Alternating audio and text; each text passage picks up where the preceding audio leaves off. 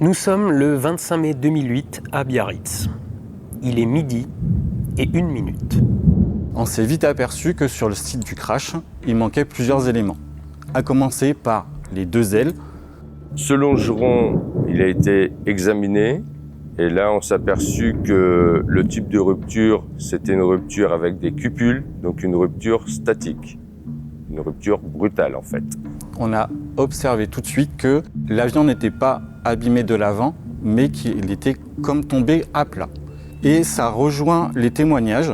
Une personne a vu l'avion tournoyer et tomber à plat comme une pierre. L'aile droite, retrouvée à environ 1 km à l'ouest du fuselage, présente une déformation en flexion. Autrement dit, elle a été tordue comme si on avait posé un camion sur le toit de l'avion et qu'il reposait seulement sur ses ailes. La contrainte a été telle que le volet et l'aileron en ont été arrachés. De même pour le radar météo présent sous l'aile et retrouvé à 200 mètres de celle-ci. Un de ces morceaux a été retrouvé avec des traces noires et comme du métal fondu à l'intérieur. Se pose très vite la question, est-ce que l'avion a été foudroyé ou pas? Or, ces traces ne sont visibles que sur la partie intérieure de l'empennage et il n'y a pas de traces externes. Nous allons observer les faciès de rupture, c'est-à-dire les surfaces des matières rompues.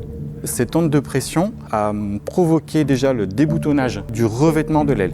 C'est simplement les rivets de fixation qui sautent les uns après les autres.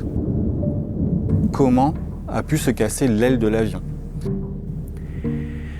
Ce PA-46,